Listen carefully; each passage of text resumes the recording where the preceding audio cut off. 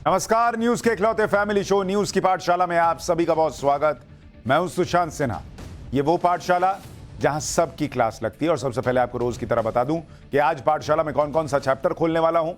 America से लौटते ही मोदी ने वो लिखने के लिए कह दिया कि पूरी कांग्रेस चकराई हुई है। इधर मोदी, उधर केजरीवाल, बीच में राहुल का बवाल। कांग्रेस तो गई क्या? कश्मीर में 370 वापस लाने का सपना देखने वालों को मोदी ने आज कौन सा क्लियर मैसेज दिया है, यह भी दिखाऊंगा। पाकिस्तान बॉर्डर के बिल्कुल पास कश्मीरियों की वोटिंग, और फिर वो हुआ जो कभी ना हुआ, उसकी तस्वीरें भी होंगी। तिरुपति के बाद अब पूरी जगन्नाथ मंदिर के महाप्रसाद को लेकर हड़कंप क्यों मच गया है? देश का वो बड़ा मंदिर जहां सिर्फ देसी घी से बने लड्डू चढ़ते, वहां जांच में क्या निकला वो भी आपको बताऊंगा। और खाने में थूकने, यूरिन मिलाने वालों की शामत आई है। योगी ने कैसे बड़ा फैसला लिया है उसकी खबर भी लाया। नेम प्लेट से लेकर बुलडोजर तक योगी का मैसेज क्लियर है, मैं झुकेगा नहीं। योगी के 7.5 साल अपराधियों के लिए कैसे 7.5 साबित हुए हैं, इसका चैप्टर भी खोलूंगा। इसके बाद नकली नोट बनाने की फैक्ट्री सपा और अखिलेश की नई मुसीबत बनेंगे क्या? नकली नोट बनाने वालों का वो इलाज कि अब असली नोट भी देखकर कांपेंगे, इसका चैप्टर भी खुलेगा। लेकिन पहले दिन भर की बड़ी खबरों का रिवीजन जल्दी से, उसके बाद पहला चैप्टर।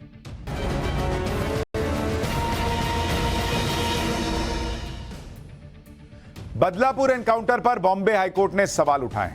आज सुनवाई के दौरान बॉम्बे हाईकोर्ट ने कहा कि आरोपी के पीछे 4 पुलिस वाले थे। यह कैसे संभव है कि आरोपी को 4 लोग मिलकर कंट्रोल नहीं कर पाए? बॉम्बे हाईकोर्ट ने कहा कि आरोपी के सिर में गोली कैसे लगी, जबकि पुलिस को ट्रेनिंग दी जाती है कि गोली कहां चलानी है। हाईकोर्ट ने राज्य सरकार से फॉरेंसिक लैब रिपोर्ट मांगी है। मामले की अगली सुनवाई अब 3 अक्टूबर को होगी। वक्फ बिल पर बनी जेपीसी के चीफ को बीजेपी सांसद निशिकांत दुबे ने पत्र लिखा है। निशिकांत दुबे ने कहा कि जेपीसी को 1 करोड़ 25 लाख सुझाव मिले हैं। इसमें बिल को रद्द करने की मांग की गई है। इसके पीछे इस्लामिक संगठनों की भूमिका हो सकती है। निशिकांत दुबे ने जेपीसी से इन सुझावों के सोर्स की जांच करने की मांग की है। इस पर एआईएमआईएम के प्रमुख ओवैसी ने कहा कि वक्फ को लेकर अफवाह फैलाई जा रही है। कृषि कानून वापस लाने वाले बयान पर कंगना रनौत ने माफी मांग ली है। कंगना ने कहा कि अगर उनके बयान से किसी को निराशा हुई है तो वो अपने शब्द वापस लेती है। कंगना ने कहा कि वो कृषि कानून पर पार्टी के साथ हैं। इससे पहले कंगना ने कहा था कि वो किसानों को खुद सरकार से तीनों कानून वापस लाने की तीनों कानून लागू करने की मांग करनी चाहिए। कंगना के इस बयान पर कांग्रेस ने कहा कि हरियाणा की जनता बीजेपी को इसका जवाब देगी। आंध्र प्रदेश के पूर्व मुख्यमंत्री जगन मोहन रेड्डी तिरुपति मंदिर में दर्शन के लिए जाएंगे। जगन मोहन रेड्डी 28 फरवरी को तिरुपति मंदिर में भगवान वेंकटेश्वर के दर्शन करेंगे। जगन रेड्डी ने इसी दिन सभी लोगों से मंदिरों में पूजा अर्चना करने का भी आह्वान किया है। जगन मोहन रेड्डी ने चंद्रबाबू नायडू पर झूठ बोलने का आरोप लगाया। जगन ने कहा कि नायडू के बयान से लोगों की भावनाएं आहत हुई। उत्तर प्रदेश के ग्रेटर नोएडा में आज से यूपी इंटरनेशनल ट्रेड शो की शुरुआत हो गई। उपराष्ट्रपति जगदीप धनखड़ ने इंटरनेशनल ट्रेड शो का उद्घाटन किया और इस मौके पर सीएम योगी आदित्यनाथ भी मौजूद थे। इंटरनेशनल ट्रेड शो 29 सितंबर तक चलेगा। अब तक 70 से ज्यादा देश की कंपनियों और बिजनेसमैन ने इसमें भाग लेने के लिए रजिस्ट्रेशन कराया है। यूपी इंटरनेशनल ट्रेड शो में 3.5 लाख से ज्यादा लोगों के आने की उम्मीद है। सर्दियों में होने वाले प्रदूषण से निपटने के लिए दिल्ली सरकार एक्टिव हो गई है। दिल्ली सरकार ने प्रदूषण बढ़ने पर फिर से ऑड इवन लागू करने का फैसला किया। पर्यावरण मंत्री गोपाल राय ने कहा कि दिल्ली में 85 रोड स्वीपिंग मशीनें लगाई जाएंगी। प्रदूषण को कम करने के लिए 500 मशीनों से पानी का छिड़काव किया जाएगा। 200 मोबाइल एंटी स्मॉग गन चलाई जाएंगी। नवंबर दिसंबर में पानी का छिड़काव 3 गुना बढ़ाया जाएगा। तो ये हो गया दिन भर का रिवीजन। अब पाठशाला की पहली क्लास। अमेरिका से लौटते ही मोदी ने क्या लिखने के लिए कह दिया कि पूरी कांग्रेस चकराई है। इधर मोदी, उधर केजरीवाल, बीच में राहुल का बवाल। कांग्रेस गई क्या? कश्मीर में 370 वापस लाने का सपना देखने वालों को मोदी ने कौन सा क्लियर मैसेज दिया है? सबसे पहले इसका चैप्टर।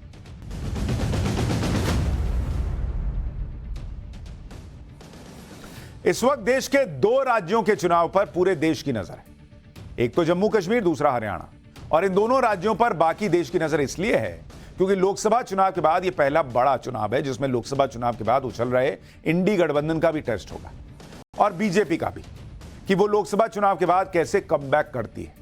इसमें इंडी गठबंधन तो माहौल बनाने में बहुत आगे है क्योंकि जो लोग लोकसभा चुनाव में हार कर भी उसे अपनी जीत बताने में लगे हुए, उनका लेवल ही अलग है। आप उससे कैसे कंपीट कीजिएगा? राहुल गांधी हैं, केजरीवाल हैं, कश्मीर में अब्दुल्ला परिवार है, भाई सब अपना माहौल बनाने में जुटे हुए हैं कि जैसे विधानसभा चुनाव वही जीत रहे हैं। लेकिन ये सारा माहौल फीका पड़ जाता है जब एंट्री होती है इलेक्शन में नरेंद्र मोदी की, क्योंकि भूलना नहीं चाहिए कि प्रधानमंत्री नरेंद्र मोदी वो नेता हैं जिन्होंने इस देश में 63 साल बाद यह रिकॉर्ड बनाया कि कोई नेता लगातार तीसरी बार चुनाव जीतकर प्रधानमंत्री बना। बॉस ये कोई मामूली बात नहीं है, 63 साल बाद ऐसा हुआ है। इसलिए जब नरेंद्र मोदी चुनावी मैदान में उतर जाएं तो समझ लेना चाहिए कि राहुल गांधी हो, केजरीवाल हो या अब्दुल्ला हो, नरेंद्र मोदी से जीतने में उन्हें पसीने छूट जाएंगे उनके, फिर चाहे इंडी गठबंधन कितना ही जोर लगा ले। विधानसभा चुनाव में भी राहुल गांधी, केजरीवाल और दूसरे नेताओं के सामने अब नरेंद्र मोदी आ चुके हैं और इसी से विधानसभा की चुनावी टक्कर ने नया मोड़ ले लिया है। क्योंकि आप देखिए, अमेरिका से लौटते ही प्रधानमंत्री नरेंद्र मोदी हरियाणा के मिशन में जुट गए। आज हरियाणा चुनाव में उनकी भी एंट्री हो गई। उधर राहुल गांधी ने आज जम्मू कश्मीर में रैली की, कल वो हरियाणा में रैली करने वाले हैं। प्रियंका वाड्रा भी हरियाणा के चुनाव में उतर आ गई।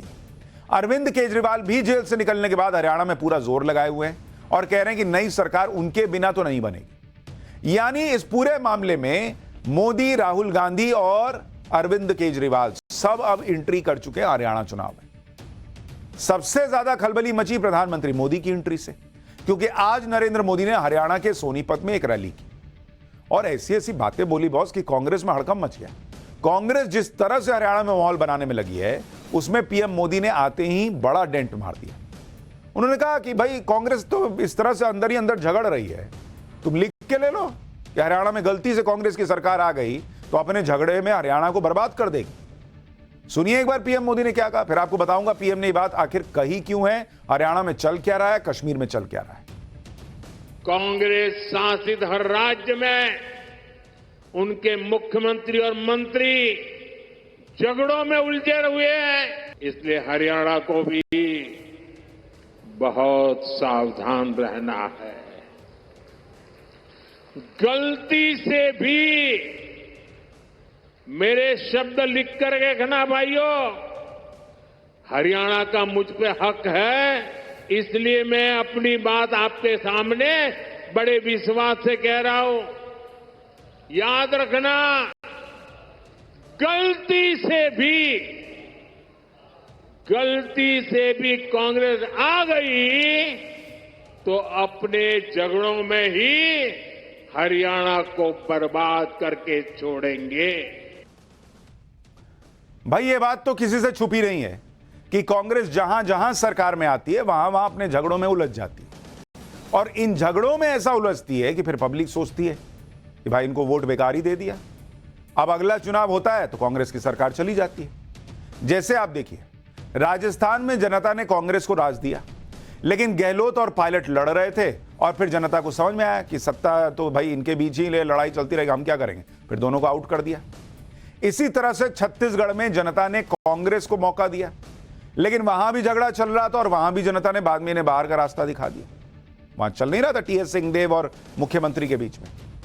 कर्नाटक देख लीजिए, जनता ने कांग्रेस को मौका दिया, वहां आज तक सीएम सिद्धारमैया और डीके शिवकुमार का टकराव चल रहा है। हिमाचल में जनता ने कांग्रेस को मौका दिया था, लेकिन वहां पर अंदरूनी झगड़ा इतना बढ़ गया कि जैसे तैसे सरकार चल रही है। अब हरियाणा में भी यही हो रहा है, जनता ने लोकसभा में सीटें दे दी लेकिन विधानसभा चुनाव आते आते कांग्रेस में भयंकर गुटबाजी हो रही है। हरियाणा में भूपेंद्र सिंह हुड्डा का अलग गुट है, कुमारी शैलजा का अलग गुट है, रणदीप सुरजेवाले का अलग गुट है, सब एक दूसरे को काट रहे हैं। और यही बात नरेंद्र मोदी याद दिला रहे हैं कि बॉस जब चुनाव के पहले इनकी नहीं बन रही तो ये चुनाव के बाद कैसे बनाएंगे आपस में भाई, और जब आपस में मिलकर रहेंगे ही नहीं तो पब्लिक का काम क्या करेंगे। हरियाणा में कांग्रेस की गुटबाजी का हाल यह हो रखा है कि राहुल गांधी अब तक हरियाणा में प्रचार करने गए ही नहीं है। अब कल राहुल गांधी की हरियाणा में पहली रैली होनी है। राहुल गांधी प्रचार करने हरियाणा जा भी रहे हैं तो एक रैली शैलजा गुट के कैंडिडेट की करेंगे, एक रैली हुड्डा गुट के कैंडिडेट की करेंगे। हालत यह है कि इसी गुटबाजी की वजह से कांग्रेस के अध्यक्ष मल्लिकार्जुन खड़गे को हरियाणा में 2 दिन पहले अपनी रैलियां रद्द करनी पड़ गई।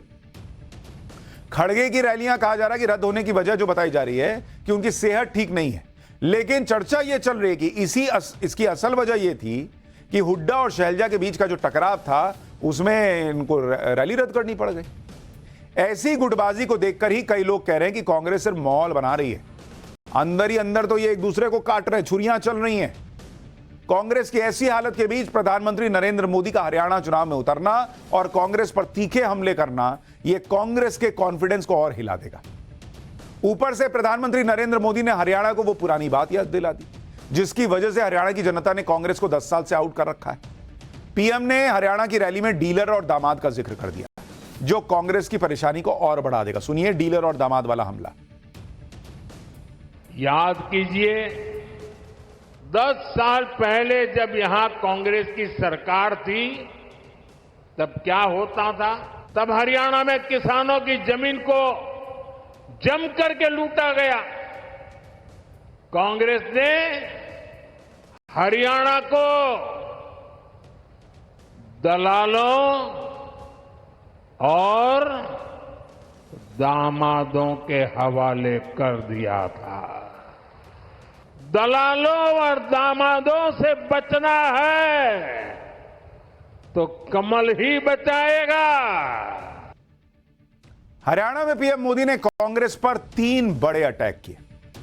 पहले गुटबाजी पर कांग्रेस को घेरा, कहा कि ये सत्ता में आएंगे तो हरियाणा को बर्बाद कर देंगे। फिर दूसरा अटैक डीलर और दामाद वाला किया कि बॉस क्या हाल था, आपको याद ही है कैसे डीलर और दामाद हरियाणा चला रहे थे। डीलर का जिक्र उन्होंने हरियाणा में हुड्डा सरकार के लिए किया, तब हरियाणा सरकार पर भ्रष्टाचार के कई बड़े आरोप लगे थे। दामाद का जिक्र उन्होंने रॉबर्ट वाड्रा के लिए किया, जिन पर जमीन सौदे में घोटाले के आरोप लगते रहे। पीएम मोदी ने तीसरा बड़ा अटैक राहुल गांधी के आरक्षण वाले बयान पर किया, कहा कि आरक्षण से नफरत कांग्रेस के डीएनए में है।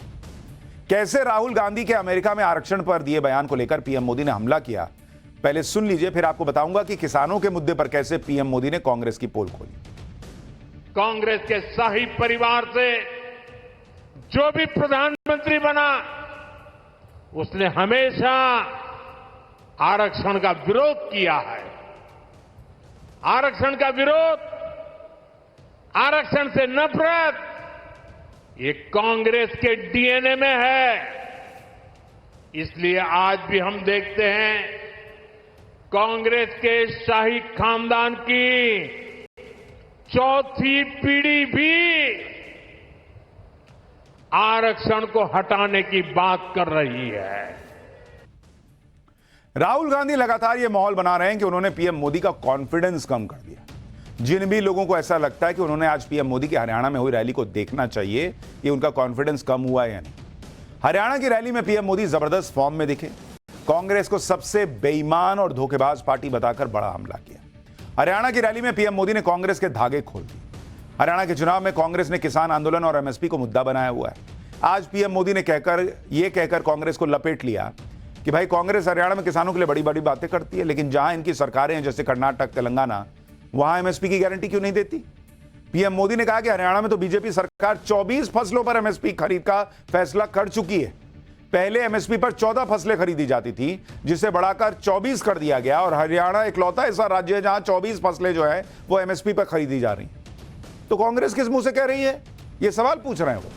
एक तरफ पीएम मोदी कांग्रेस पर ताबड़तोड़ अटैक कर रहे हैं, दूसरी तरफ अरविंद केजरीवाल भी पूरी ताकत से हरियाणा चुनाव में उतर गए। केजरीवाल जितना जोर लगाएंगे उतना ही वो कांग्रेस के वोट काटेंगे, यानी कांग्रेस के सामने अब डबल चुनौती है। अरविंद केजरीवाल तो इमोशनल कार्ड खेलकर वोट मांग रहे हैं। वो हरियाणा की रैलियों में खुद को हरियाणा का बेटा बता रहे हैं, वहां के लोगों से अपील कर रहे हैं कि हमको मौका दो। सुनिए एक बार केजरीवाल। इनको लगा केजरीवाल को तोड़ देंगे जेल के अंदर।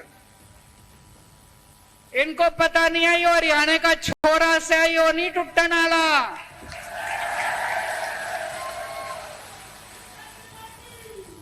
केजरीवाल को कोई दुनिया की ताकत नहीं तोड़ सकती। किसी को भी तोड़ सकते हो, हरियाणा वाले को नहीं तोड़ सकते। यानी एक तरफ नरेंद्र मोदी, दूसरी तरफ केजरीवाल, ऊपर से राहुल गांधी का बवाल जो उन्होंने आरक्षण पर बोल रखा है, जो उन्होंने सिखों को लेकर बोल रखा है। वो रायता ऐसा फैला है कि कांग्रेस समेट पा रही।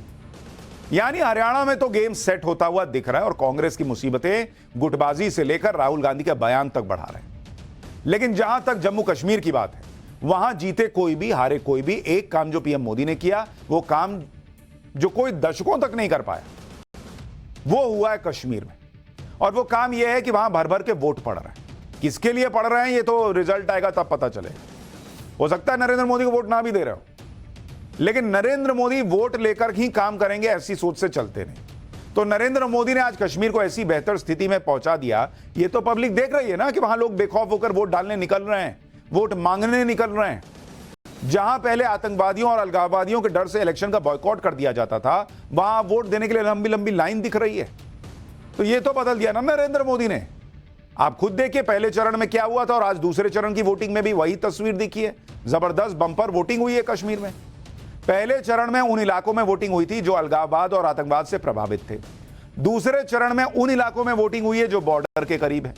लेकिन दोनों ही चरण की चुनौतियों को पार कर लिया कश्मीर ने और जबरदस्त वोटिंग जम्मू कश्मीर में हुई। दूसरे चरण में जम्मू कश्मीर के 6 जिलों की 26 सीटों पर वोट डाले गए। इनमें बॉर्डर एरिया में जहां पहले बम और गोले बरसते थे, वहां वोट बरस रहे हैं। यहां तक कि उन इलाकों में वोट पड़े जहां से एलओसी मात्र 1 किलोमीटर की दूरी पर है। मतलब जो पाकिस्तान कश्मीर हमारा है का सपना देख रहा है, वो आज कश्मीर में लोगों को वोट देते हुए 1 किलोमीटर दूर से ऐसे दूरबीन से देखता होगा, कहता अरे यार ये तो वोट देने चले गए सब। एक बार सुनिए कश्मीर के वोटर्स क्या कह रहे हैं इस बार, फिर आपको बताऊंगा कि कश्मीर चुनाव में कैसे नरेंद्र मोदी ने राहुल गांधी और उनके गठबंधन को लेकर कहा है अपनी बात। मैम मिलिटेंसी तो हमारे लिए हमेशा से इशू रहा ही है, क्योंकि आपने देखा कि एलओसी हमारे बहुत पास है और जहाँ लोगों ने बहुत सफ़र किया है। सिक्योरिटी अभी तक अच्छे रहा है, जो हमारा पोलिंग हो गया कम से कम 50% हो गया, तो अभी अच्छा ही चल रहा है मैम। हमने वोट सबने डालना है, लेकिन हमने इस बार डेवलपमेंट पे डालना है, विकास पे डालना है। क्योंकि ये जो एक फेंस लगी हुई है, फेंस से बाहर है और बिल्कुल पाकिस्तान के साथ सटा हुआ है। यहाँ से पाकिस्तान है जो लगभग 1-1.5 किलोमीटर होगा। फेंस के उस पार है, सामने आप देख सकते हैं ये पाकिस्तान है। और ये जो लास्ट गांव में, ये मकड़ी गांव में जो ये पोलिंग स्टेशन 5 है, और यहाँ पे आपने देखा होगा किस तरीके से वोटरों में उत्साह है। मेरे जैसे बुजुर्ग 75-80 साल के भी अपने आकर वोट डाल रहे हैं और सरकार का धन्यवाद करते हैं कि 10 साल के बाद हमें ये राहत मिली है। दूसरे चरण में जम्मू कश्मीर के जिन इलाकों में वोटिंग हो रही है उसके बारे में भी आपको बताता हूं। इसमें कश्मीर का श्रीनगर है, बडगाम है, गांदरबल है। इसके अलावा जम्मू के रियासी, पुंछ और राजौरी इलाके में वोटिंग हो रही है। 26 सीटों में से 6 ऐसी विधानसभाएं हैं जो बॉर्डर एरिया से लगी हुई हैं। इसमें नौशेरा है, मेंढर है, पुंछ हवेली है, थनमंडी है, राजौरी है और गांदरबल है। दूसरे चरण में अभी तक जो आंकड़े मिले हैं उसके मुताबिक 50% से ज्यादा वोटिंग हुई है कश्मीर में। पहले चरण में जो बंपर वोटिंग हुई थी उसने तो 35 साल का रिकॉर्ड तोड़ दिया। 35 साल पहले जैसी वोटिंग कश्मीर में हुई थी वैसे अब नरेंद्र मोदी के राज में वहां जो 370 हटने के बाद स्थितियां बनी है उसमें हुई। दूसरे चरण में उमर अब्दुल्ला जिन 2 सीटों से चुनाव लड़ रहे हैं उन दोनों सीट पर भी वोट पड़े। दूसरे चरण में 5 पूर्व मंत्री और 10 पूर्व विधायक भी मैदान में हैं। इस चरण में नौशेरा सीट से बीजेपी अध्यक्ष रविंदर रैना भी मैदान में उतरे हुए हैं। एक तरफ जम्मू कश्मीर में वोटिंग हुई, दूसरी तरफ आज जम्मू में राहुल गांधी ने रैली की।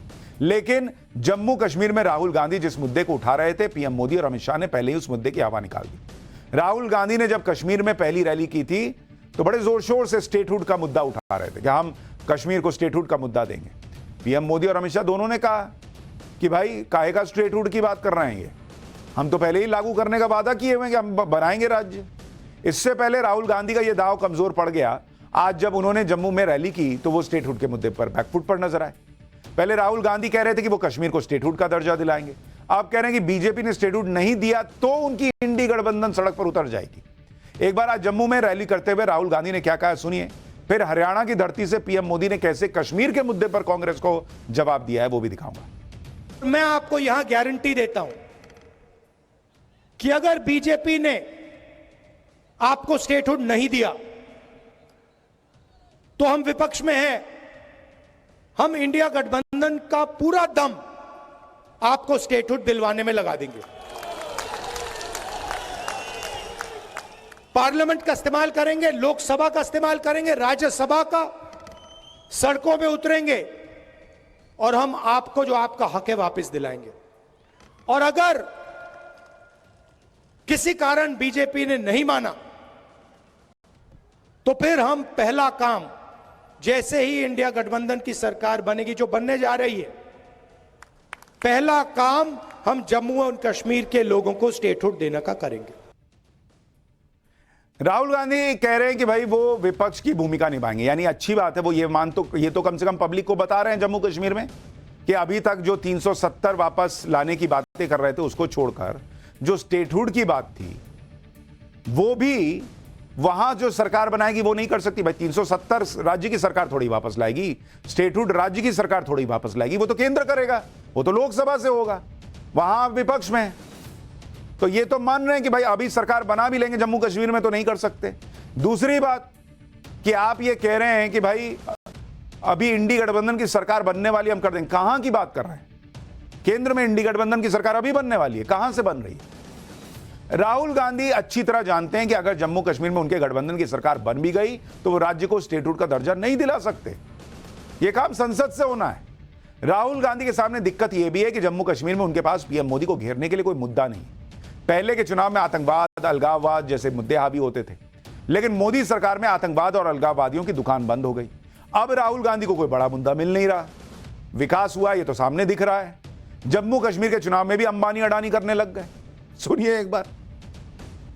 हिमाचल का सेब अदानी के हाथ में, जम्मू कश्मीर का सेब अदानी के हाथ में। तो एयरपोर्ट में जाते अडानी टैक्स, पोर्ट में जाओगे अदानी टैक्स, मोबाइल फोन चलाओगे अंबानी टैक्स, सड़क पे चलोगे अदानी टैक्स, अनाज में अदानी टैक्स, सेना हथियार का प्रयोग करेगी अदानी टैक्स, कारतूस अदानी टैक्स, अग्निवीर अदानी टैक्स। ये कब तक चलेगा?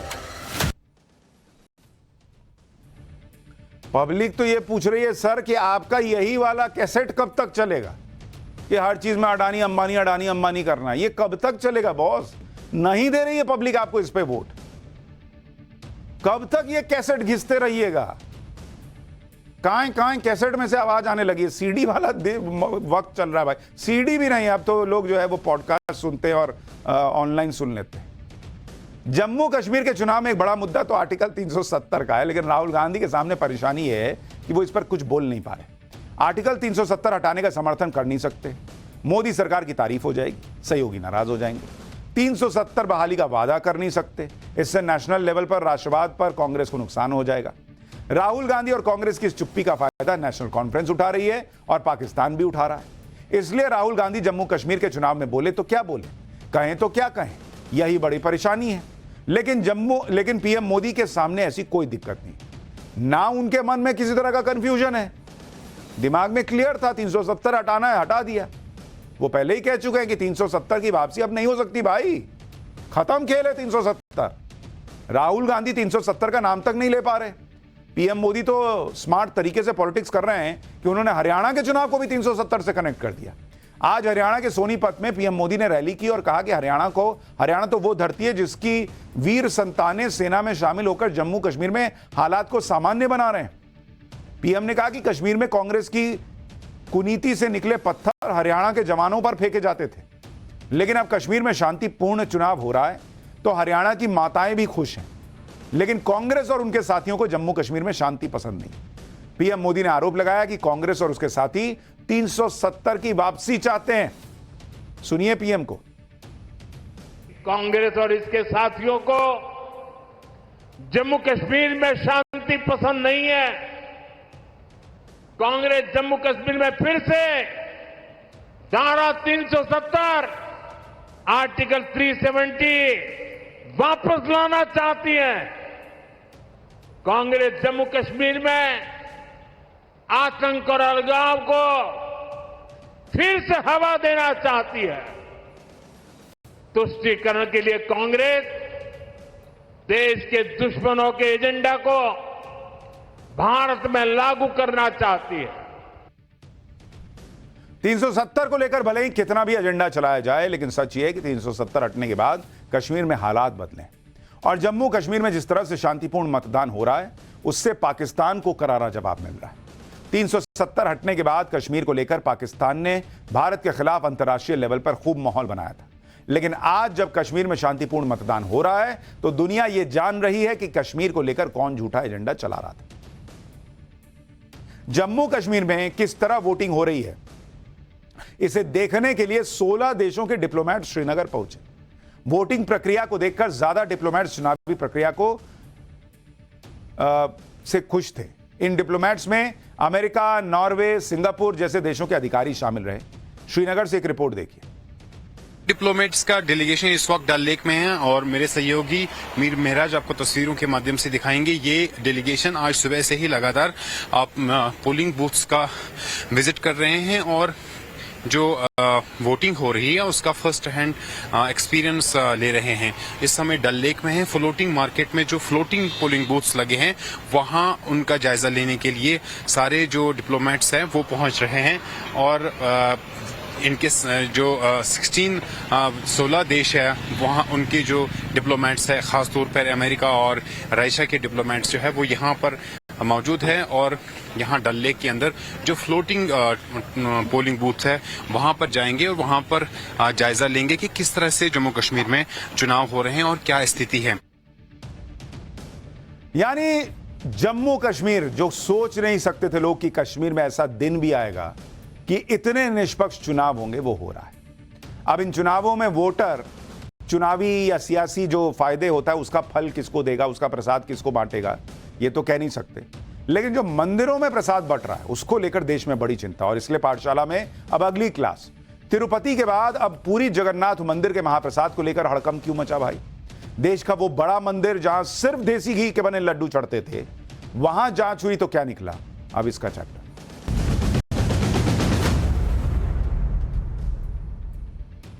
जब से तिरुपति मंदिर के प्रसाद में महापाप का खुलासा हुआ तब से देश भर के मंदिर सावधान हो गए, क्योंकि भगवान को चढ़ाए जाने वाले प्रसाद में किसी तरह का कोई खेल हो यह कभी बर्दाश्त नहीं किया जा सकता। इसलिए देश भर में कई मंदिरों में प्रसाद को बनाने से पहले और बनाने के बाद हर लेवल पर जांच की जा रही। कई सरकारों ने तो यह आदेश जारी कर दिया है कि मंदिर का प्रसाद बिना जांच के भगवान के सामने जाएगा ही नहीं। इन मंदिरों में तिरुपति के बाद सबसे ज्यादा चर्चा पुरी के जगन्नाथ मंदिर की हो रही है, क्योंकि यह भी देश में सनातन के सबसे बड़े केंद्रों में से एक है और देश के सबसे बड़े मंदिरों में एक। पुरी के जगन्नाथ मंदिर में भी प्रसाद को लेकर हड़कंप मचा है। कहा गया है कि प्रसाद को बनाने से पहले देसी घी और दूसरी सामग्रियों की जांच की जाएगी। पुरी जगन्नाथ मंदिर में भगवान को दिन में 6 बार भोग लगाया जाता है। इस भोग में 56 तरह के पकवान बनते हैं, इसलिए इसे 56 भोग भी कहा जाता है। लेकिन अब ये इन 56 भोग को बनाने से पहले जो इसमें घी, देसी घी इस्तेमाल हो जाएगा होगा उसकी जांच की जाएगी। इसके सही पाए जाने पर प्रसाद को तैयार किया जाएगा। हालांकि पुरी के जगन्नाथ मंदिर में अब तक कोई ऐसा मामला आया नहीं है सामने, लेकिन प्रिकॉशनरी तौर पर ओडिशा सरकार चूंकि कोई रिस्क नहीं लेना चाहती, इसलिए यह फैसला किया कि भाई मामला आए, भावनाएं आहत हो, उससे पहले अपने आप ही चेक कर लो कि भाई कोई गड़बड़ी तो नहीं हो रही है। जगन्नाथपुरी के प्रसाद को लेकर यह मान्यता है कि इस प्रसाद को पाने के लिए देवता भी तरसते हैं। भगवान के भोग के बाद इस प्रसाद को पाने के लिए हजारों लोगों की भीड़ लगती है। इसके बारे में आपको आगे बताऊंगा विस्तार से कि प्रसाद बनता कैसे है, क्या मान्यताएं। लेकिन ओडिशा सरकार का फैसला क्या है नया, पहले वो सुन लीजिए। पुरी जगन्नाथ मंदिर के प्रसाद में इस्तेमाल होने वाले घी की क्वालिटी चेक की जाएगी। इस मंदिर को घी की सप्लाई ओडिशा मिल्क फेडरेशन यानी ओमफेड की तरफ से किया जाता है। जगन्नाथ मंदिर को घी सप्लाई का काम सिर्फ यही अकेली कंपनी करती है।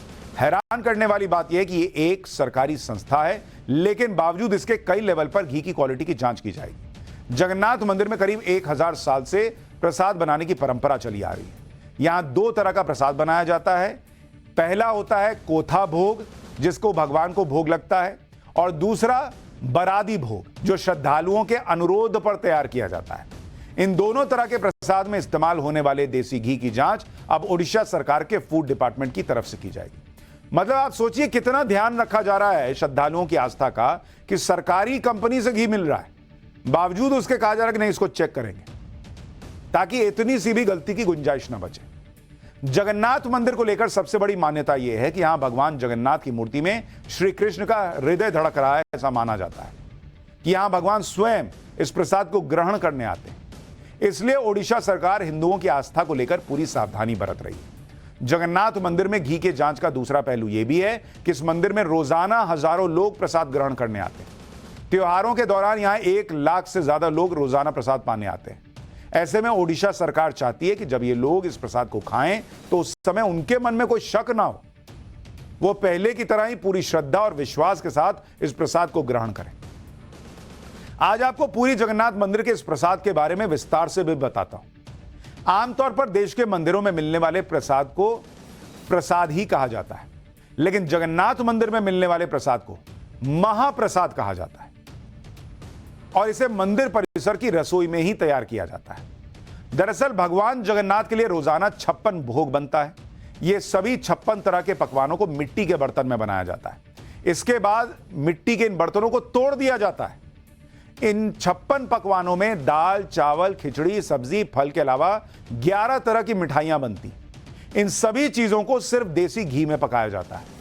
इस महाप्रसाद को लेकर यह मान्यता है कि यहां मां लक्ष्मी की देखरेख में ही प्रसाद बनता है। इस प्रसाद को भगवान जगन्नाथ को भोग लगाने से पहले देवी विमला को भोग लगाया जाता है। देवी विमला को मां पार्वती का स्वरूप माना जाता है। इसके अलावा यहां रोजाना करीब 15,000 लोगों के लिए प्रसाद बनता है, लेकिन त्योहार आता है तो संख्या 1 लाख से ऊपर की हो जाती है। अब जरा प्रसाद के लिए सामग्री जो होती है उसकी लिस्ट देखिए। 50 क्विंटल तो चावल लगता है, 20 क्विंटल दाल और 15 क्विंटल सब्जी। आपको जानकर हैरानी होगी कि इस प्रसाद को मंदिर के करीब 600 रसोइये मिलकर बनाते हैं और इस प्रसाद को करीब 700 चूल्हों पर बनाया जाता है। तो महाप्रसाद ऐसे ही थोड़े कह रहे हैं। इसके अलावा महाप्रसाद को बनाने के लिए मंदिर में मौजूद 2 कुओं के पानी का इस्तेमाल होता है। इन दोनों कुओं का नाम गंगा और जमुना है। आप सोचिए कि इस प्रसाद को बनाने के लिए कितनी पवित्रता का ध्यान रखा जाता है। इस मंदिर में भगवान के प्रसाद को पकाने के प्रोसेस को भी थोड़ा विस्तार से समझिए, क्योंकि बहुत अलग है और ये सैकड़ों सालों से ये प्रोसेस चल रहा है। हैरानी की बात यह है कि इस रहस्य को प्रसाद बनाने वाले लोग भी नहीं समझ पाए। दरअसल प्रसाद बनाते समय यहां लकड़ी के चूल्हे पर मिट्टी के 7 बर्तनों को एक के ऊपर एक रखा जाता है।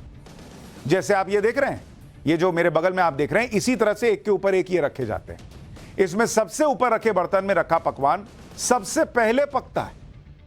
इसके बाद नीचे की तरफ एक एक रखे बर्तनों की सामग्री पकती। अब यहां बनने वाले प्रसाद को लेकर यह भी कहा जाता है कि यहां हर दिन बनने वाला प्रसाद भक्तों के बीच कभी कम नहीं पड़ता। चाहे भक्तों की संख्या कितनी हो जाए, लेकिन प्रसाद कम नहीं पड़ता है।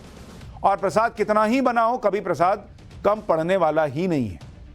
वैसे सिर्फ पुरी की बात नहीं है। तिरुपति बालाजी की घटना के बाद अब राजस्थान की सरकार भी बहुत सावधान हो गई।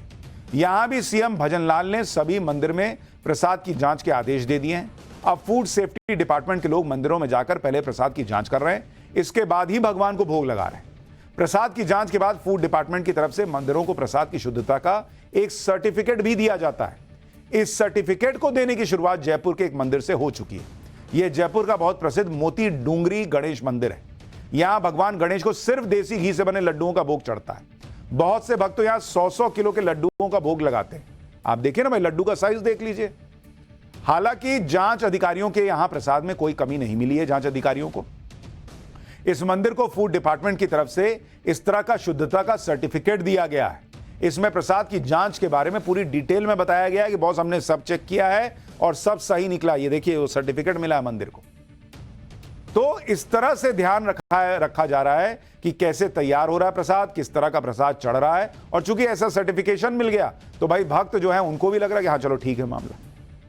वैसे तो राजस्थान किले, महल, राजा रजवाड़ों के लिए प्रसिद्ध है, लेकिन यहां 20 से ज्यादा ऐसे मंदिर हैं जिनकी मान्यता पूरी दुनिया में। इन मंदिरों को देखने विदेशी पर्यटकों की संख्या बहुत ज्यादा है। ऐसे में अगर किसी मंदिर के प्रसाद को लेकर कोई शिकायत आती है तो इससे आस्था के साथ साथ देश के सम्मान को भी चोट लग सकती है। राजस्थान सरकार के पास अब तक पूरे देश से 54 बड़े मंदिरों की तरफ से आवेदन आ चुके हैं। इनमें से 14 मंदिरों के प्रसाद की जांच हो चुकी है, जिन्हें फूड सेफ्टी डिपार्टमेंट की तरफ से शुद्धता का सर्टिफिकेट मिल चुका है। इसके अलावा अगर कोई श्रद्धालु मंदिर में 1.25 मणि या 56 भोग लगवाना चाहता है तो वो भी अपने प्रसाद की जांच करवा सकता है। राजस्थान सरकार ये अभियान अभी 26 सितंबर तक चलाएगी, लेकिन अगर किसी को मंदिर के प्रसाद पर शक है तो फूड सेफ्टी विभाग को इसकी शिकायत की जा सकती है। आप राजस्थान के फूड सेफ्टी डिपार्टमेंट का यह बयान भी सुनिए। इसके बाद आपको प्रसाद को लेकर उत्तराखंड सरकार के नए आदेश के बारे में बताता हूं। राजस्थान में 14 मंदिरों को हम FSSAI के मापदंडों पर आधारित जो सर्टिफिकेट है, भोग सर्टिफिकेट भी हम दे चुके हैं। 54 एप्लीकेशंस हमारे पास हो रहा है। हम लगातार मंदिरों को सेंसिटाइज कर रहे हैं कि जो भोग वो चढ़ाते हैं तो उसका वो FSSAI के मापदंडों के अनुसार हो। तो 54 मंदिरों की हमारे पास हमारी प्रेरणा से एप्लीकेशंस हैं। उन सबको पूरा करने और रूटीन में सारा देखने के लिए कि कहीं कोई इस तरह की कोई एडल्ट्रेशन की और कोई बात ना हो जाए, तो हम 2-3 दिन का एक अभियान चला रहे हैं।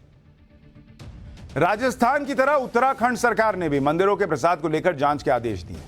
उत्तराखंड को देवभूमि भी कहा जाता है और यहां विश्व प्रसिद्ध 4 धाम की यात्रा होती है। इस यात्रा में लाखों लोग आते हैं, इसलिए लाखों लोगों की आस्था को ध्यान में रखते हुए अब उत्तराखंड सरकार ने भी मंदिरों में बनने वाले प्रसाद की जांच के आदेश दिए। अब यहां भी फूड सेफ्टी विभाग की जांच के बाद ही प्रसाद को भगवान को चढ़ाया जाएगा। इसके अलावा अगर किसी श्रद्धालु को किसी मंदिर के प्रसाद को लेकर लग रहा है कि भाई यहां गड़बड़ हो सकती है, कुछ भी मन में शक आ रहा है, तो वो शिकायत कर सकता है। तो ये भी व्यवस्था चल रही है कि भाई अगर किसी को भी कुछ गड़बड़ लग रहा है तो वो ठीक करा लेंगे हम, उसमें कोई दिक्कत की बात नहीं। एक तरफ प्रसाद में मिलावट रोकने और ऐसी मिलावट करने का पाप करने वालों का पता लगाने की चुनौती है। दूसरी चुनौती यह भी है कि हमारे यहां धार्मिक त्योहारों पर जो शोभा यात्रा निकाली जाती है, जो हिंदू त्योहार और उत्सव होते हैं, उनमें पत्थरबाजी करने वालों का कैसे इलाज हो। अभी हाल में गणेश उत्सव के दौरान महाराष्ट्र के भिवंडी में भी ऐसा ही हुआ था, आपको याद होगा, जहां गणपति विसर्जन के दौरान पत्थरबाजी हुई थी। लेकिन जो लोग वोट बैंक की पॉलिटिक्स करते हैं, उनसे जब इस तरह की पत्थरबाजी पर सवाल किया जाता है तो ऐसे लोग सवाल पूछने वाले से ही उलझ जाते हैं। आज AIMIM के चीफ असदुद्दीन ओवैसी ने, हमारे सहयोगी ने जब उनसे इसी पे सवाल पूछा कि भाई भिवंडी में क्या हुआ, ये ठीक था पत्थर चलाना। आप देखिए कि टाइम्स नाउ नवभारत के रिपोर्टर से असदुद्दीन ओवैसी कैसे भिड़ गए, बाबरी में किसने पत्थर चलाया था, कहां बाबरी पहुंच गए भाई। भिवंडी पे सवाल पूछ रहे हैं हमारा रिपोर्टर, वो बाबरी चले गए। सुनिए ओवैसी कैसे प्रेस कॉन्फ्रेंस में क्या जवाब दे रहे हैं। ओवैसी साहब, हाल ही में जब भिवंडी में दंगे हुए तो वहाँ पर कुछ लोगों ने ये आरोप लगाया कि मस्जिद के सामने जय श्री राम के नारे लगाए गए, इससे जो पब्लिक भड़क गई और हालात बिगड़ गए। तो क्या ये जय श्री राम के नारे लगाना गलत है? और दूसरा ये कि जो गणपति की मूर्ति पे जो लोग पत्थर फेंकते हैं, क्या वो सच्चा मुसलमान हो सकता है? देखिए, कोई भी सच्चा या पक्का या झूठा ये आप और मैं तय करने वाले नहीं हैं, समझे ना। जो सबसे पहले अच्छा इंसान होना पड़ेगा, तभी वो अच्छा मुसलमान, अच्छा हिंदू होगा। अगर आप अच्छे इंसान नहीं हैं तो आप में ना अच्छे और बुरे की तमीज पैदा होगी। और अगर आप जब रिलीजियस प्रोसेशन निकाल रहे हैं तो आपका रिलीजियस प्रोसेशन आपको इस बात की इजाजत नहीं देता कि आप किसी के भी रिलीजियस प्लेस के ऊपर कुछ गड़बड़ करें। और अगर कोई गड़बड़ करता है तो कानून को अपना काम करना चाहिए, ये हमारा मानना है। रूल ऑफ लॉ प्रिवेल होना चाहिए। कोई देखिए, एक बात सुनिए 6 दिसंबर को कौन से पत्थर फेंके गए थे? सुनिए, आपको सुनना पड़ेगा।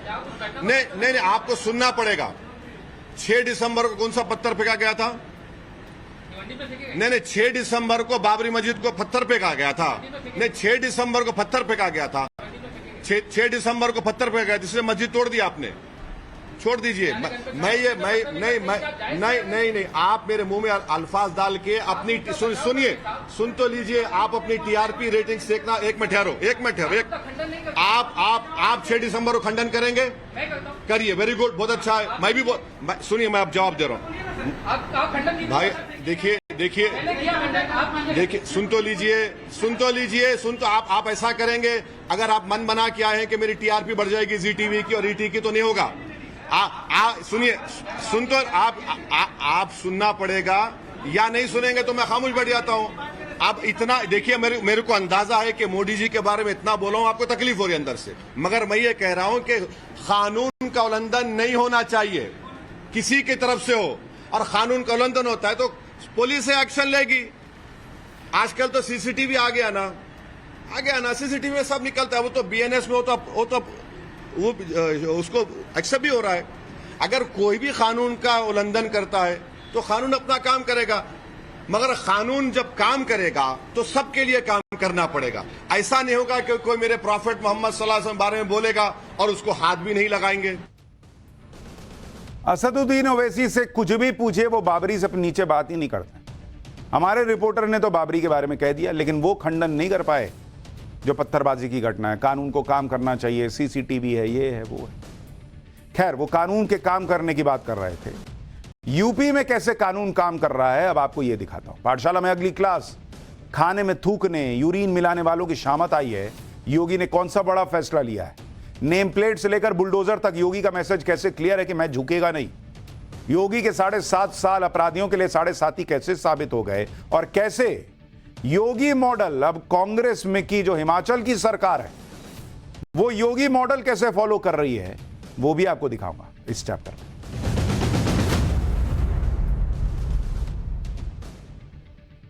देश में इस वक्त सबसे ज्यादा चर्चा यूपी सीएम योगी और योगी मॉडल की। योगी आदित्यनाथ यूपी में सबसे लंबे समय तक मुख्यमंत्री बनने का रिकॉर्ड अपने नाम कर चुके हैं। आज यूपी में योगी सरकार के 7.5 साल पूरे हो गए। योगी के ये 7.5 साल का कार्यकाल जिस तरह अपराधियों और माफियाओं के लिए 7.5 ही साबित हुआ है, उसको लेकर भी बहुत सी बातें होती रही और अब भी हो रही हैं। लेकिन इन सब बातों को की परवाह किए बिना योगी आदित्यनाथ ताबड़तोड़ एक्शन में जुटे हैं। उनका मैसेज क्लियर है, मैं झुकेगा नहीं। योगी ऐसे ऐसे फैसले ले रहे हैं और उन फैसलों पर जिस तरह से एक्शन हो रहा है उसकी चर्चा हर जगह है। उनमें फैसले लेने की जो क्षमता है उसको लोग नजीर की तरह देख रहे हैं। वो मिसाल बन चुके हैं। जैसे ढाबों और होटल्स में नेम प्लेट जरूरी है, अपराधियों का नॉन स्टॉप एनकाउंटर, भू माफियाओं पर बुलडोजर एक्शन, गड्ढा मुक्त सड़कें वरना टोल टैक्स नहीं। ऐसे फैसले सीएम योगी लगातार ले रहे हैं। सीएम योगी के वो एक्शन जो दूसरे राज्यों के लिए योगी मॉडल बन गए हैं, उनके बारे में आज आपको पाठशाला में विस्तार से बताऊंगा। लेकिन सबसे पहले बात योगी आदित्यनाथ के उस ऑर्डर की जिसकी चर्चा कांग्रेस की सरकार वाले राज्यों में भी हो रही है। दरअसल योगी आदित्यनाथ किसी भी मुद्दे पर चर्चा कम और एक्शन ज्यादा लेने में विश्वास रखते हैं। और हाल के दिनों में यूपी में कुछ जगहों पर रोटी में थूकने, जूस में यूरिन मिलाने, खाने में मिलावट जैसी घटनाएं सामने आई, जिसके बाद सीएम योगी ने अशुद्ध के खिलाफ युद्ध का ऐलान कर दिया। खाने पीने के सामान के साथ गंदी हरकत करने वालों के हाहाकारी इलाज का रास्ता साफ कर दिया। जिसके बाद कांवड़ यात्रा के बाद रेस्टोरेंट और ढाबों की नेम प्लेट फिर चर्चा में आई, क्योंकि सीएम योगी ने आदेश दे दिया है कि यूपी में अब सभी रेस्टोरेंट और ढाबों का पुलिस वेरिफिकेशन जरूरी होगा। रेस्टोरेंट और ढाबों में उनके मालिक और मैनेजर की नेम प्लेट लगानी होगी सब जगह। इसके साथ ही आदेश में साफ कहा गया है कि खाने पीने के सामान में गंदी चीजों की मिलावट करने वालों के खिलाफ सख्त एक्शन लिया जाएगा। इस आदेश की जरूरत क्यों पड़ी, यह समझना जरूरी है। दरअसल सीएम योगी को हाल के दिनों में शामली, हापुड़ और गाजियाबाद में जूस में थूकने, यूरिन, पेशाब मिलाने के मामले सामने आए। इसके अलावा बागपत का भी एक वीडियो वायरल हुआ जिसमें आरोपी मोहम्मद शहजाद तंदूर में रोटी बनाते वक्त उन पर थूकता दिखाई दिया, जिसका जिक्र सीएम योगी ने पिछले दिनों गोरखपुर में एक रेस्टोरेंट के उद्घाटन के वक्त भी किया। आपको वो बयान सुनवाता हूं, फिर आपको बताऊंगा इसका परमानेंट इलाज करने के लिए योगी ने जो एक्शन लिया वो कैसे कांग्रेस की सरकार हिमाचल प्रदेश में अब करने जा रही है। पहले योगी को सुनिए। वो हापुड़ वाला जूस तो नहीं मिलेगा ना,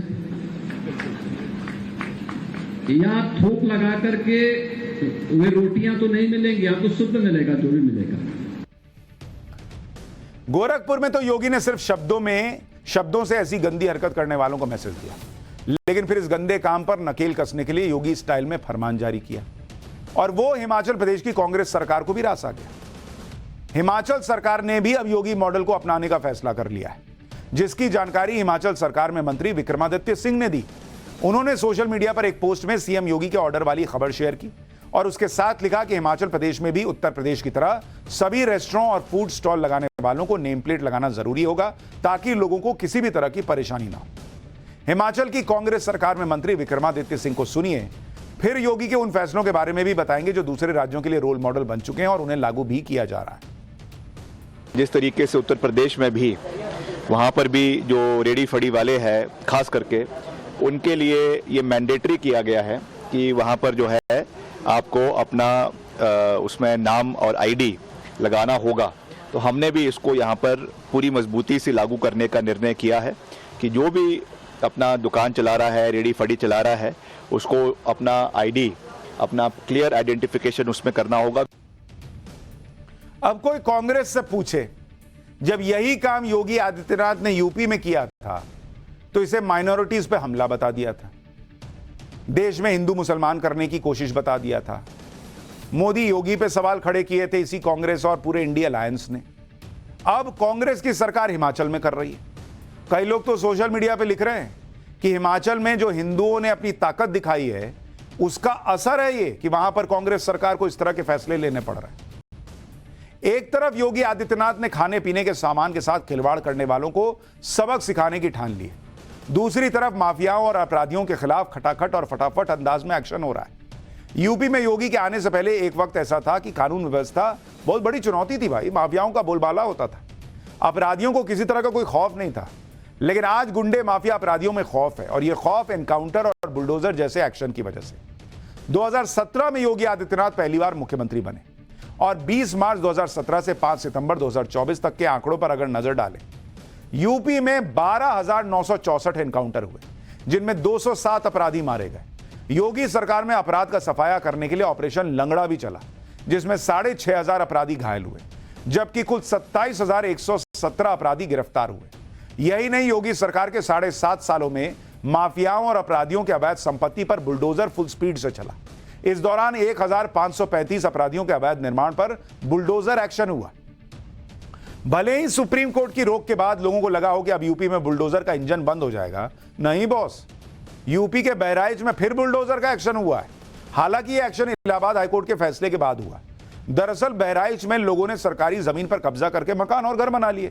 कई बार नोटिस दिया गया, लेकिन लोग घर खाली करने, दुकान खाली करने को तैयार नहीं थे। इसके बाद कानूनी प्रक्रिया को पूरा किया गया और हाईकोर्ट से आदेश मिलने के बाद आज प्रशासन की टीम अवैध निर्माण को ढहाने के लिए बुलडोजर लेकर पहुंच गई। एक ही दिन में 23 अवैध मकानों और दुकानदारों को मिट्टी में मिला दिया गया। यूपी में बड़े माफियाओं पर, भू माफियाओं पर, दंगाइयों पर, महिलाओं के खिलाफ अपराध करने वालों पर जिस तरह से धड़ाधड़ बुलडोजर एक्शन हुआ, उसका असर दूसरे राज्यों में दिख रहा है। बुलडोजर एक्शन की वजह से योगी आदित्यनाथ को सोशल मीडिया पर लोग बुलडोजर बाबा के नाम से बुलाने लगे और इसका जनता पर ऐसा पॉजिटिव असर हुआ कि दूसरे राज्यों में योगी मॉडल फॉलो होने लगा। इसमें मध्य प्रदेश है, हरियाणा है, गुजरात है, राजस्थान है, दिल्ली है और झारखंड जैसा राज्य शामिल है। ऐसा नहीं है कि सिर्फ बीजेपी की सत्ता वाले राज्यों में भी बुलडोजर एक्शन दिखा, कांग्रेस और दूसरे पार्टियों के सत्ता वाले राज्यों में भी बुलडोजर की गरज सुनाई दी। भले ही योगी के एक्शन दूसरे राज्यों के लिए मॉडल बन गए, उनकी तारीफ भी हो रही है, उन्हें लागू भी किया जा रहा है, लेकिन यूपी में कुछ लोगों को योगी का स्टाइल उनके मुख्यमंत्री बनने से पहले भी रास नहीं आया और लगातार 2 चुनाव जीतने के बाद भी रास नहीं आ रहा। इसमें सबसे आगे समाजवादी पार्टी के मुखिया अखिलेश यादव, जो बुलडोजर एक्शन और एनकाउंटर में पीडीए और जाति का नैरेटिव सेट करने में जुटे हैं। मठाधीश और माफिया को एक जैसा बता रहे हैं, लेकिन सीएम योगी ठान चुके हैं कि माफियाओं और अपराधियों का पूरी तरह से सफाया होने तक उनका अभियान रुकेगा नहीं। हर मंच से वो इस बात को कहते हैं। यूपी विधानसभा के मॉनसून सत्र में भी योगी आदित्यनाथ ने साफ कर दिया था कि वो नौकरी करने नहीं आए, जो करेगा वो भुगतेगा। आप भी योगी आदित्यनाथ का विधानसभा में दिया वो बयान सुनिए, फिर आपको बताऊंगा अखिलेश के बाद अब किसने यूपी में हो रहे एनकाउंटर पर सवाल उठाए। जो प्रदेश के व्यापारी और बेटी की सुरक्षा में सेल लगाने का काम करते हैं, जो प्रदेश के अंदर अराजकता पैदा करके सामान्य लोगों का जीना हराम करते हैं, मेरा दायित्व बनता है, मैं यहां नौकरी करने नहीं आया हूं, कतई नहीं। मैं यहां पे इस बात के लिए आया हूं कि अगर वो करेगा तो भुगतेगा भी फिर, और इसीलिए मैं यहां पे आया हूं कि हम लोग उससे लड़ेंगे। ये लड़ाई हमारी सामान्य लड़ाई नहीं है, ये प्रतिष्ठा की लड़ाई भी नहीं है। मुझे प्रतिष्ठा प्राप्त करनी होती है तो मुझसे से ज्यादा प्रतिष्ठा अपने मठ में मिल जाती है। भाई ये तो सब जान चुके हैं कि योगी जो कहते हैं वो करते भी हैं, लेकिन माफियाओं को मिट्टी में मिलाने की योगी की मुहिम कुछ लोगों को पसंद नहीं। अखिलेश यादव के बाद माफिया मुख्तार अंसारी के भाई अफजाल अंसारी ने भी यूपी में पिछले दिनों सुल्तानपुर डकैती कांड में हुए मंगेश यादव और अनुज प्रताप सिंह के एनकाउंटर पर सवाल उठाए। हालांकि अफजाल अंसारी का एनकाउंटर पर चिंता जताना लाजमी भी है, क्योंकि उन पर खुद गैंगस्टर एक्ट के 2 केस समेत 5 केस चल रहे हैं और अंसारी परिवार की भी अवैध तरीके से कब्जाई करोड़ों की प्रॉपर्टी पर बुलडोजर चल चुका है। एक बार अफजाल अंसारी पर सुन लीजिए, फिर आपको बताऊंगा यूपी एसटीएफ ने एनकाउंटर पर उठे सवालों का जवाब क्या दिया है। माननीय अखिलेश यादव जी ने हमेशा ये कहा है कि किसी का इनकाउंटर पुलिस को करने का कानून में अधिकार नहीं है। फर्जी इनकाउंटर घर से ले जाइए पकड़ के, गोली मार दीजिए, केहू का गोड़ में मार दीजिए, केहू का छाती पे मार दीजिए, केहू का कपार में मार दीजिए। जब आरोप लगने लगा तई कौन लोग केहू ठाकुरों पे मार दिया जाओ। आपने जो पहले किया वो भी हत्या थी, और जो यादव की हत्या के बाद ठाकुर की हत्या किया वायलेंस करने के लिए, ये भी हत्या है। दोनों हत्या है। और दोनों के लिए जिम्मेदार लोगों के खिलाफ हत्या का मुकदमा दर्ज होना चाहिए। यानी जिन पर खुद केस चल रहे हैं वो बता रहे हैं कि हत्या कोई और कर रहा है। पहले अखिलेश यादव और अब माफिया मुख्तार के भाई अफजाल अंसारी, हर कोई यूपी में हो रहे एनकाउंटर और इन्हें करने वाली यूपी एसटीएफ पर सवाल उठा रहा है। कोई अपराधी की जाति पे सवाल खड़े कर रहा है, कोई एनकाउंटर में शामिल जवानों के पहनावे पर। ऐसे में आज यूपी एसटीएफ के चीफ अमिताभ यश ने एनकाउंटर पर उठ रहे सवालों के जवाब दिए। उन्होंने कहा कि अपराधियों की कोई जाति नहीं होती, एसटीएफ के लिए कोई भी अपराधी सिर्फ अपराधी होता है और जब भी कार्रवाई होती है तो पहली कोशिश गिरफ्तारी की होती है, लेकिन एसटीएफ के पास जो केस आते हैं वो खूंखार अपराधियों से जुड़े केस होते हैं। तो इससे में क्या करें? अगर वो नहीं अरेस्ट हो रहा है, भाग रहा है, तो क्या किया जाए? आप भी यूपी एसटीएफ के चीफ को सुनिए एक बार। एसटीएफ को बड़े अपराधियों के विरुद्ध लगाया जाता है, ऐसे अपराधियों के विरुद्ध लगाया जाता है जो खूंखार हैं, पुलिस पे फायर कर देते हैं, पुलिसकर्मियों की हत्या कर चुके हैं। तो ऐसे में ये लाजमी है कि एसटीएफ को अपनी तैयारी भी करनी पड़ती है अपराधियों के हिसाब से,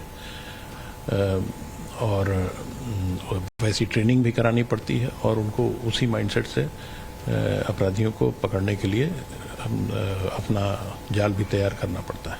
ये हर एनकाउंटर बहुत ही कड़ी परीक्षा से होकर गुजरता है। मैंने ये कुछ डिबेट्स में, टीवी डिबेट्स में सुना है कि ये आउट ऑफ टर्न प्रमोशन के लिए अथवा इनाम के लिए किए जाते हैं। आउट ऑफ टर्न प्रमोशन का कोई नियम यूपी में पिछले 8 सालों से नहीं है। यानी बात सिर्फ एनकाउंटर की नहीं बल्कि नैरेटिव की है। यूपी में जल्दी 10 सीटों पर होने वाले विधानसभा उपचुनाव को देखते हुए हर पार्टी और नेता अपना अपना नैरेटिव सेट करने में जुटे हैं। ऐसे में आने वाले दिनों में भी सीएम योगी के ताबड़तोड़ एक्शन पर जारी बवाल के फिलहाल थमने की उम्मीद कम ही दिख रही। अब आप ये भी देखिए कि 10 अक्टूबर से पहले यूपी की सड़कों को गड्ढा मुक्त करने के लिए भी योगी ने कह दिया। इसके साथ ही योगी ने एनएचएआई के अधिकारियों से भी कह दिया कि जब तक हाईवे के गड्ढे ठीक नहीं होते तब तक लोगों से टैक्स ना वसूला जाए। यानी लोगों की जो तकलीफ है उसको योगी आदित्यनाथ समझ रहे हैं और उस पर एक्शन भी ले रहे हैं। लेकिन पाठशाला में अब अगली क्लास का वक्त हो गया। नकली नोट बनाने की फैक्ट्री सपा और अखिलेश की नई मुसीबत बनेगी क्या? नकली नोट बनाने वालों का वो इलाज कि अब असली नोट देखकर भी वो कांपेंगे, उसका चल।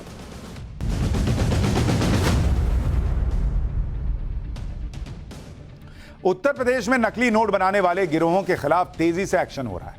चाहे देश की बात हो फिर प्रदेश की बात हो, नकली नोट इकोनॉमी के लिए को बड़ी चोट पहुंचाती है। फेक करेंसी का सीधा असर अर्थव्यवस्था पर पड़ता है और जिस तरह से उत्तर प्रदेश में नकली नोट बनाने वाले गिरोहों का खुलासा हो रहा है उससे किसी बड़ी साजिश की आशंका जो है वो जोर पकड़ रही है। कल ही कुशीनगर में नकली नोट बनाने वाली फैक्ट्री का खुलासा हुआ था और आज इस घटना के तार प्रयागराज के एक मदरसे से जुड़ते हुए दिख रहे हैं। प्रयागराज के मदरसे में भी नकली नोट बनाने का खुलासा हुआ। कुशीनगर में नकली नोट बनाने वाले गिरोह का कनेक्शन प्रयागराज के मदरसे से था। कुशीनगर में पकड़े गए जाली नोट प्रयागराज के मदरसे में छापे गए थे। नेपाल और डी कंपनी से आरोपियों का कनेक्शन हो सकता है, ऐसा कहा जा रहा है। यानी जाली नोट का यह मामला जितना सीधा दिख रहा है, हो सकता है ये उससे भी कहीं बड़ा नेटवर्क हो और यह भी संभव है कि देश के खिलाफ कोई बड़ी साजिश हो। पिछले 1 महीने के दौरान यूपी में जाली नोट बनाने वाले गिरोह के 2 बड़े मामले आए हैं, जिसमें ताजा केस कुशीनगर का है, जहां पुलिस ने जाली नोट के इंटरनेशनल गैंग का भंडाफोड़ किया। पुलिस ने नकली नोट बनाने वाले गिरोह के 10 लोगों को गिरफ्तार किया। गिरफ्तारी के बाद कुछ आरोपियों को व्हील चेयर पर लाया गया। उनके पैरों पर प्लास्टर बंधा हुआ था। व्हील चेयर पर बैठे आरोपी कैमरे के सामने माफी मांग रहे थे और कह रहे थे कि साहब माफी दे दो। सोचिए कैसा ट्रीटमेंट हुआ इनका, जरा देखिए क्या कह रहे हैं लोग। माफी माफी साहब, माफी माफी साहब, माफी माफी माफी साहब, माफी माफी साहब। यानी नोट छापने वालों का व्हील चेयर वाला इलाज हुआ है।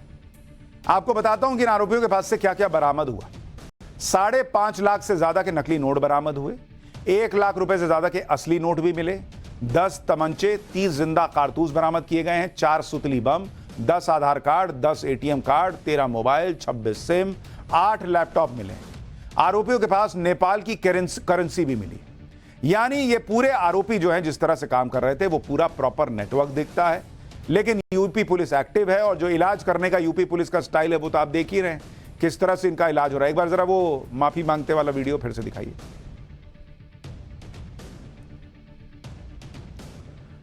तो वो एक बार वो तस्वीर दिखाता हूँ आपको।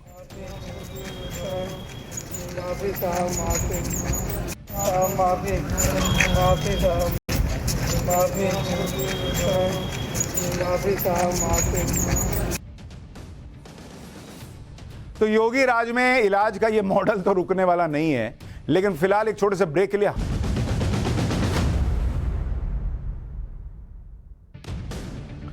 ब्रेक के बाद पाठशाला में एक बार फिर आपका स्वागत है। पिछले कई दिनों से ट्रेन की पटरियों पर सामान रखकर ट्रेन डिरेल करने की कई खबरें आपने देखी होंगी और ये खत्म नहीं हो रहा है, फिर हुआ है। गुजरात के बोटाद में हुआ है। बोटाद में रेल की पटरियों पर लोहे के टुकड़े रखे हुए थे, जिससे टकरा के ट्रेन का इंजन बंद हो गया।